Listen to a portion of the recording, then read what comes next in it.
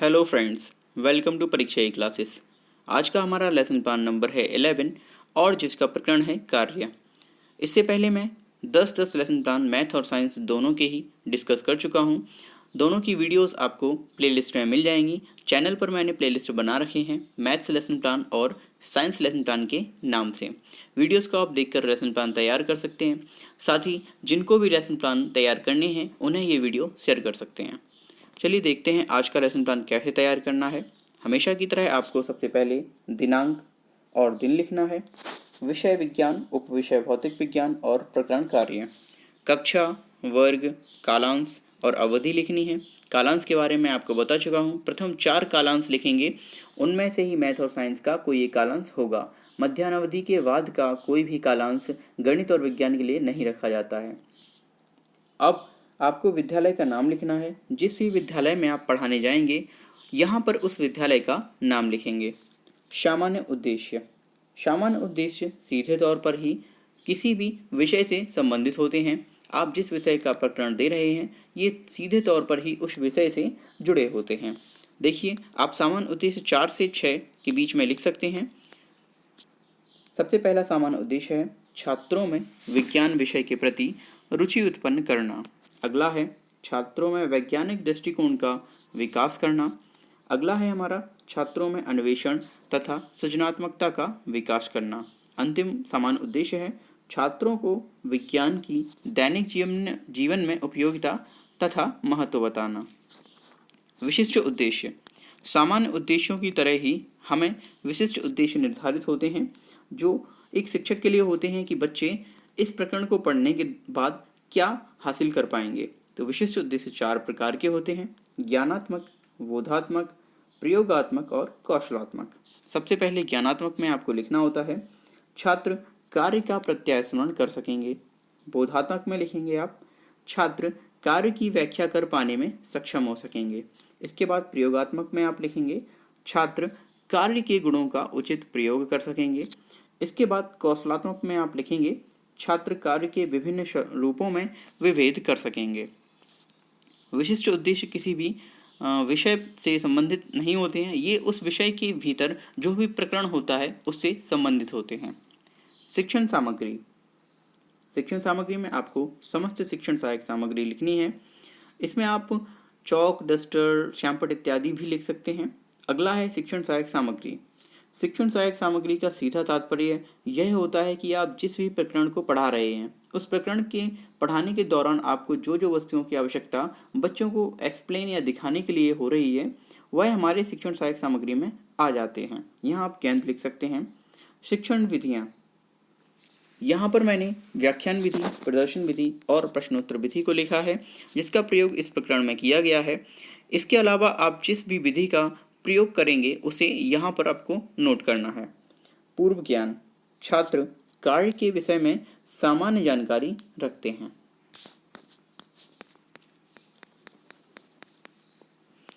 प्रस्तावना प्रश्न, lesson plan को प्रकरण को चालू करने के लिए, उद्देश्य कथन निकालने के लिए हम बच्चों से कुछ प्रस्तावना प्रश्न पूछते हैं जिनकी संख्या 4-5 हो सकती है। आगे देखते हैं। प्रश्न पहला आप पूछेंगे बच्चों से, आपको कौन कौन से खेल पसंद हैं? क्रिकेट, फुटबॉल, कबड्डी, खो खो इत्यादि छात्रों द्वारा दी गई प्रतिक्रिया। इसके बाद आप प्रश्न रखेंगे, क्रिकेट को आप कैसे खेलते हैं? बच्चे जवाब देंगे, बैट से बॉल को मारा जाता है। आपने यहाँ पर ध्यान दिया, मैंने पहले प्रश्न को जो पूछा उससे जो हमें उत्तर प्राप्त हुआ क्रिकेट, उसी प्रश्न से मैंने अगले प्रश्न का निर्माण किया है। क्रिकेट को आप कैसे खेलते हैं? बैट से बॉल को मारा जाता है। फिर इससे मैंने अगले प्रश्न का निर्माण किया है, तीसरे प्रश्न का, बॉल में बैट से मारकर क्या किया जाता है? तो बॉल को मारने का कार्य किया जाता है। इसके बाद अगला प्रश्न है, कार्य की परिभाषा लिखिए। यहाँ पर बच्चे समस्या में फंस जाएंगे और उनके लिए ये समस्यात्मक प्रश्न बन जाएगा। अब आपको यानी छात्राध्यापक को उद्देश्य कथन देना है। बच्चों को बताना है आज हम कार्य के बारे में और अधिक जानकारी प्राप्त करेंगे या फिर आज हम कार्य के बारे में और अधिक अध्ययन करेंगे। प्रस्तुतिकरण, किसी भी लेसन प्लान का सबसे ज़्यादा महत्वपूर्ण भाग प्रस्तुतिकरण होता है। प्रस्तुतिकरण के 5 कॉलम होते हैं। शिक्षण बिंदु, छात्राध्यापक क्रिया, छात्र क्रिया, शिक्षण विधि और श्यामपट्ट कार्य, सभी में क्या क्या लिखना है धीरे धीरे आगे हम जानेंगे। सबसे पहले छात्राध्यापक क्रिया में यानी आपको विकासात्मक प्रश्न पूछने हैं बच्चों से, ताकि हम उन्हें प्रकरण से जोड़ सकें और प्रकरण में आगे बढ़ सकें। पहला प्रश्न पूछेंगे, क्रिकेट में क्या कार्य होता है? क्रिकेट का क्या कार्य होता है? क्रिकेट में क्या कार्य होता है? तो बैट से बॉल को मारते हैं। ठीक है, यहाँ पर हमने प्रश्नोत्तर विधि का प्रयोग किया है। कार्य किसे कहते हैं, ये बच्चों के लिए पुनः समस्यात्मक प्रश्न बन जाएगा। अब छात्राध्यापक को सबसे पहले अपना कथन देना है, तो आप यहाँ पर हेडिंग डाल सकते हैं छात्राध्यापक कथन, और शिक्षण बिंदु में आप लिखेंगे कार्य। छात्र इस दौरान आपको ध्यानपूर्वक सुनेंगे और आपने यहाँ पर व्याख्यान विधि का और प्रदर्शन विधि का प्रयोग करना है। श्यामपट्ट में आप डाल सकते हैं हेडिंग कार्य। किसी वस्तु पर बल लगाकर वस्तु को बल की दिशा में विस्थापित करने की क्रिया कार्य कहलाती है। सूत्र क्या होगा? कार्य बराबर बल गुणे विस्थापन, यानी W बराबर FS cos थीटा, जहां पर cos थीटा दिशा को दर्शाता है। बच्चों को आपको इस तरह से उदाहरण भी दिखाने हैं कार्य के। पुस्तक को धक्का देने में जो हम बल प्रयुक्त करते हैं, फिर कार्य होता है, कार्य होने से कार्य का सूत्र लिखेंगे बल गुणा विस्थापन। विस्थापन होने पर पुस्तक हाथों से कुछ दूरी पर चली जाती है, यही हमारा विस्थापन होता है। आगे देखेंगे, यदि विस्थापन बल की दिशा में ना होकर किसी और कोण पर हो तो क्या होगा? यदि बल और विस्थापन दोनों एक ही दिशा में हो तो थीटा बराबर आपको 0 रखना है। W बराबर FS cos थीटा, यानी कि FS cos 0, और cos 0 का मान होता है 1, इसलिए W बराबर FS इंटू 1 और W बराबर FS। अगला जो शर्त है अगली, वह यह, यदि बल और विस्थापन विपरीत दिशा में हो, यानी कि आप एक साइड बल लगा रहे हो लेकिन आपको विपरीत दिशा में उसका विस्थापन मिल रहा हो, देखिए तब वहाँ पर कौन हो जाएगा थीटा, यानी कि 180 डिग्री। W बराबर FS cos 180, जहाँ पर FS इंटू -1, क्योंकि cos 80 का मान होता है -1, इसलिए W बराबर -FS, अर्थात कार्य ऋणात्मक होगा, यानी कार्य तो होगा परंतु वह ऋणात्मक होगा। अगला बिंदु है, यदि बल और विस्थापन लंबवत हों तब थीटा बराबर 90 होगा, यानी cos 90 बराबर 0 आ जाएगा, और W बराबर FS cos 90 यहाँ पर फॉर्मूला में रखेंगे, W बराबर FS इंटू 0 हो जाएगा और W बराबर 0, अर्थात कार्य का मान 0 हो जाएगा। अगली शर्त है, यदि विस्थापन ही ना हो तब S बराबर 0 रखेंगे और W बराबर F इंटू S, और W बराबर F इंटू 0, W बराबर 0, अर्थात कार्य का मान 0 होगा। कैसा होगा? कार्य का मान 0 होगा। अब बच्चों से हम कुछ बोधात्मक प्रश्न पूछेंगे ताकि ये जान सकें कि उन्हें इस शिक्षण बिंदु से क्या प्राप्त होगा।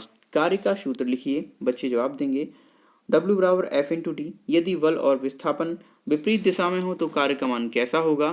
तो कार्य का मान ऋणात्मक होगा। यहाँ दोनों ही प्रश्नों में हमने प्रश्नोत्तर विधि का प्रयोग किया है। यहाँ पर आप उनको उदाहरण दिखा सकते हैं। बल तथा विस्थापन की दिशा समान असमान सारे आपको चारों बिंदु सूत्र सहित यहाँ पर लिखकर दिखाने हैं। अगला बिंदु है विकासात्मक प्रश्न। विकासात्मक प्रश्न हम फिर से पूछेंगे ताकि हम प्रकरण में आगे बढ़ सकें और दूसरे शिक्षण बिंदु तक पहुँच सकें। पहला प्रश्न पूछेंगे, लंबाई को किस में नापते हैं? बच्चे जवाब देंगे मीटर में, और ये प्रश्नोत्तर विधि होगी। साथ ही दूसरा प्रश्न होगा, कार्य को किस में मापा जाता है? बच्चे इसलिए समस्याएं पड़ जाएंगी क्योंकि उन्हें कार्य को मापने की इकाई का पता नहीं है। ये हमारा प्रश्न समस्यात्मक प्रश्न बन जाएगा, और यहाँ पर फिर से छात्राध्यापक कथन लिखेंगे। दूसरा शिक्षण बिंदु डाल देंगे कार्य का मात्रक, और श्यामपट्ट कार्य में डाल देंगे हेडिंग कार्य का मात्रक। कार्य का मात्रक होता है CGS मात्रक, डाइन इंटू सेंटीमीटर, और कार्य बराबर होता है बल गुणा विस्थापन MKS पद्धति में, और कार्य का जो मात्रक हो जाएगा वो होगा न्यूटन इंटू मीटर। कार्य का अन्य मात्रक जूल भी होता है। ये जानकारी आप बच्चों को देंगे। इस दौरान छात्र आपको ध्यानपूर्वक सुनेंगे और आपने यहाँ पर व्याख्यान विधि का प्रयोग किया है। अब बच्चों से आप बोधात्मक प्रश्न पूछ सकते हैं। पहला प्रश्न होगा, कार्य का MKS मात्रक बताइए। कार्य का MKS मात्रक बताइए, तो बच्चे जवाब देंगे न्यूटन इंटू मीटर। इसके बाद अगला प्रश्न पूछेंगे आप, कार्य का CGS मात्रक बताइए। बच्चे जवाब देंगे डाइन इंटू सेंटीमीटर, और इन दोनों ही प्रश्नों में हमने प्रश्नोत्तर विधि का प्रयोग किया है। अब कक्षा में शिक्षण के दौरान शिक्षक ने निरीक्षण के रूप में क्या कार्य किया? तो छात्राध्यापक ने कक्षा में घूम घूम कर निरीक्षण कार्य किया। पुनरावृत्ति प्रश्न, आपको प्रत्येक शिक्षण बिंदु से मिनिमम 2 पुनरावृत्ति प्रश्न पूछने होते हैं। इस तरह से आप जितने भी शिक्षण बिंदु लिखेंगे उसका दुगना आपके पुनरावृत्ति प्रश्न हो जाएंगे। पहला प्रश्न होगा, जब विस्थापन बल की दिशा में हो तो बल की दिशा से थीटा कोण पर हो तो कार्य का सूत्र बताइए, यदि विस्थापन बल की दिशा से थीटा कोण पर हो। अगला प्रश्न, यदि विस्थापन शून्य हो तो कार्य का मान बताइए। अगला प्रश्न होगा, W बराबर F/S में सभी अक्षरों का संकेत तथा अभिप्राय लिखो। इसके बाद अगला प्रश्न है, कार्य का CGS पद्धति में मात्रक लिखिए। यहाँ पर हमारे पुनरावृत्ति प्रश्न कंप्लीट होंगे।